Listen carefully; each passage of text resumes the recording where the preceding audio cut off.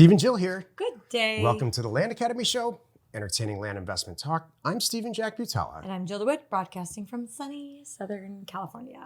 Today, Jill and I talk about the top 3 reasons new real estate investors fail, in our opinion. Mm-hmm. And I have to share with you, we are pre-recording these episodes because we were happily taking a vacation, a well-deserved vacation in Santa Barbara the week that these air, or I guess the week before. No, the week these air. Oh yeah? No, it was the week before. You're right. I'm all confused. See this big smile right here? See it? So I'm probably, who knows where I'm waking up right now and what we're doing right now, but we probably just had a week of craziness. That's true. Yeah, after this is airing, that's exactly. Right. Before we get into it, let's take a question posted by one of our members on the landinvestors.com online community. It's free. Marcus asks, I've been pricing by zip code, and when looking at comps, sometimes there are parcels in different towns, but the same zip code. However, these parcels are different however, these are parcels in a different county. That's nutty. It happens all the time. Zip codes are for the post office. Right. The county is for government. Right. So my gut tells me I'm overthinking this and just price by zip code anyway. This happens because when getting comps, I'll put X county in the Lands of America, etc., and make a list of the prices and acreage for each zip code. Then when I download data for the county, I find new zip codes for which there were no comps. Yep. So I go back to the land This is very sites, intelligent. put in that zip code, and bam, there are comps for those zip codes, which are located in other counties. I feel like I'm doing something wrong here. You're not doing anything wrong. It's been a long week. Sorry if none of this makes sense. This is awesome. You're good, Marcus. That's so darn funny. All right, so Kevin, our moderator, responded already. And his reply is, Marcus, I used to get hung up on finding all the right zip codes for pricing in a county. Here is the easy way that I use now. Download the data, sort by zip code.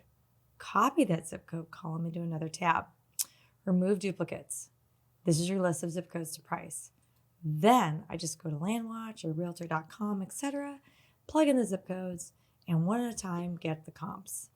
Does that make sense to you? Did I answer your question? Sure you did. Good quick tip. I completely agree with Kevin here. I believe that I knew there's a larger string that goes on that we don't have. It's beyond the scope of reading this here. Poor Jill, you know. Yeah. And the fact is, our listeners, this person's, it's rural vacant land. They're not, if it was info lots, I'd have a different answer. If they were trying to capture info lot mailer. In rural vacant land, the chances are of having a materially different price per acre with comparison values and everything, when half of a zip code's in one county and half's in the other is very, very, very small. Right. So are you overthinking this? Yeah. Is it a great question? Yep. It's, I can tell that how you're manipulating data, you're going to do really well. So, bigger picture is, isn't it amazing that they didn't get together and like, gosh, figure this out? No. Isn't that Doesn't great? surprise me at the all. Post office is like running amok, doing whatever they want because this makes delivery easier. Running amok. Running amok.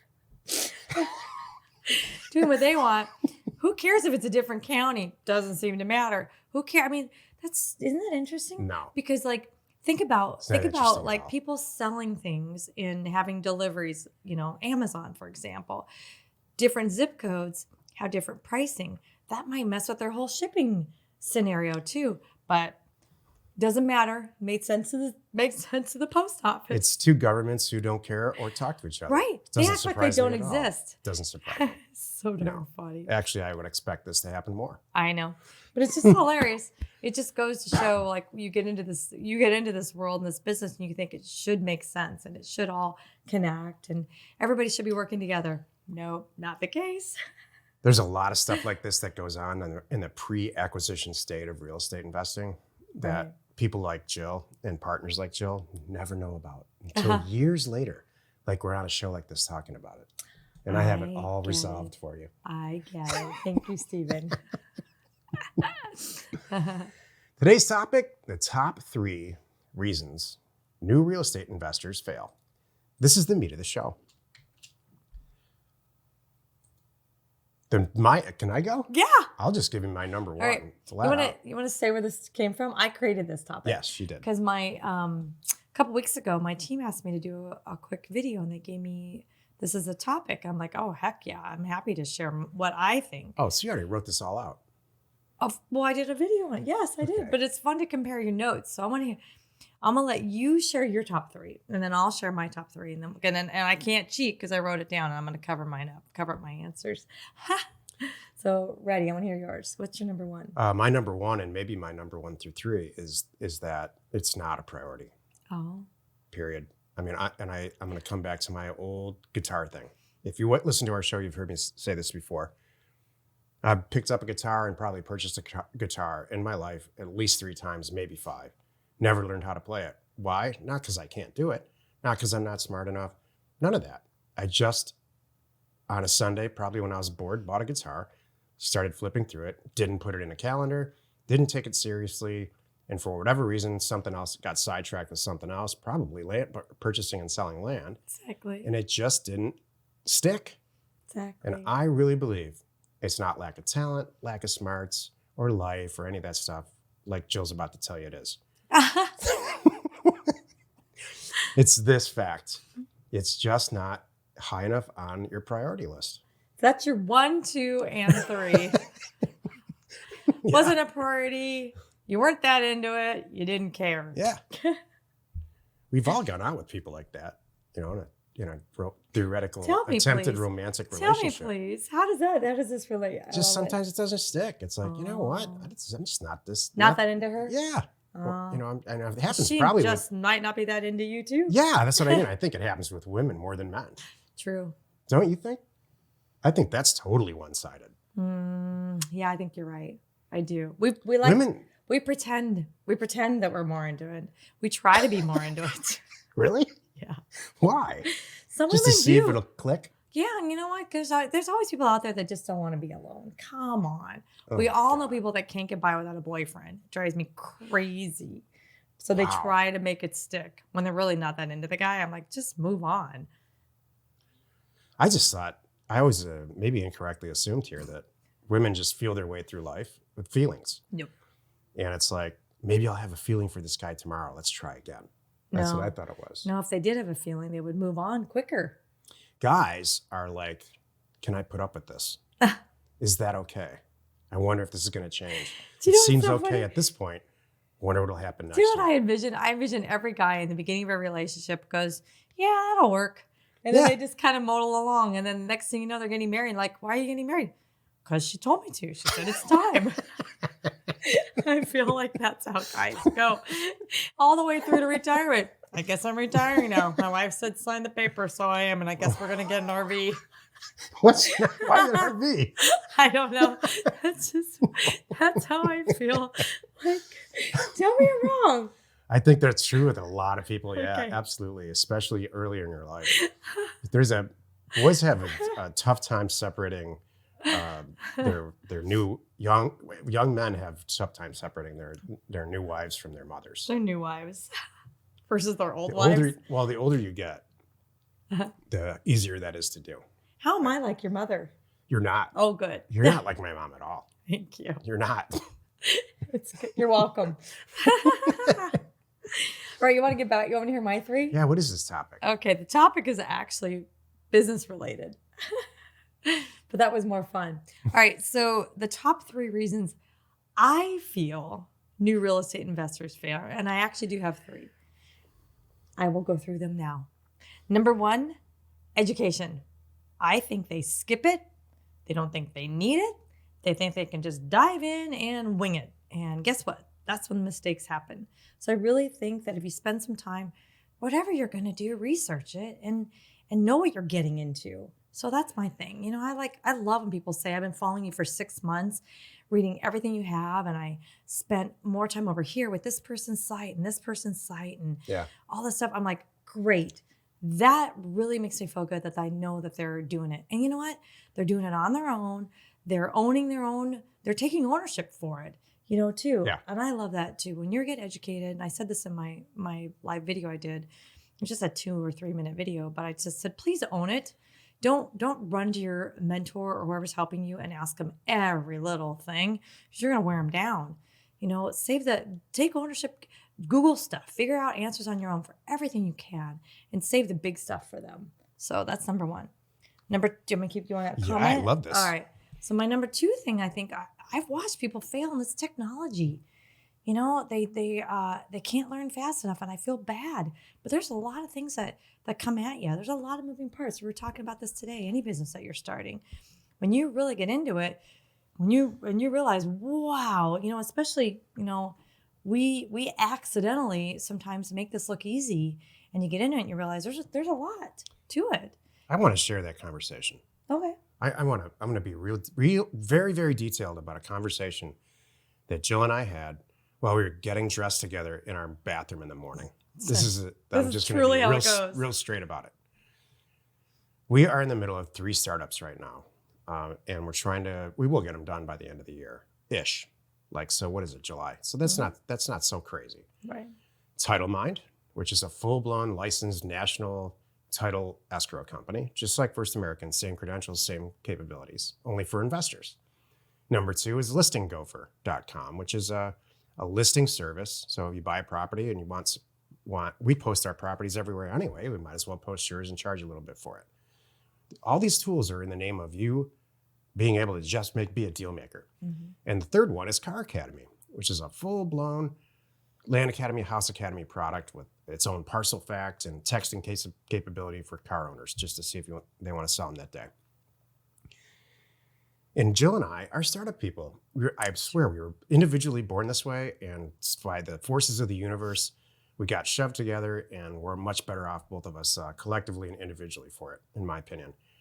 We have some people that are working with us that are fantastic, but I don't think that they're aware of how much details and the stuff that really goes on in a startup. Why the heck are you bringing this up now, Steve? What the heck is...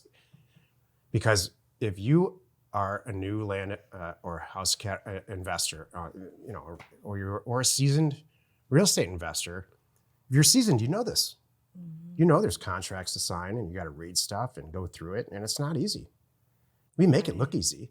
We talk about the highlights. That's what these shows are about, 35,000-foot highlights. Right. But there's contracts and everything. You need to be part attorney, part, business owner, part caveman, part boxer sometimes, because you got to go at it and say, this is not right. So for whatever reason, this has always come naturally to me, this startup phase. I'm not a long-term operator, and neither is Jill. Jill's for the most part, a startup person. She feels the best when we're really working out the details, putting people in place, and then watching the money go up. And letting them run. So that's what you can expect. There's a tremendous, either get yourself an operations partner or a secretary, essentially, in the beginning to file paperwork, or you just have to grit and bear it. All these companies, with the exception of, I think, the last one, Jill and I started on our own in a back bedroom of a townhouse in Scottsdale, Arizona. So I feel qualified in having this little fatherly chat with you. It's not real simple. I mean, actually, it's very easy. It's very time consuming and requires a tremendous amount of organization and follow through. And there's a lot of little hurdles along the way. You just got to get through them. If you're the kind of person who's got a lot of unfinished projects in your life, this is absolutely not for you. Don't add this one. That's true. If you're just an upfront person and you love the romantic idea of having tons of money and living on the ocean like this isn't for you. If you're a follow-through person who can talk to people on the phone and was really good at math in your whole life, this is absolutely for you. You will end up on the ocean. Great. Can I get back to my list? I love it. You just go off on this thing. This is great. This is bipolar Monday.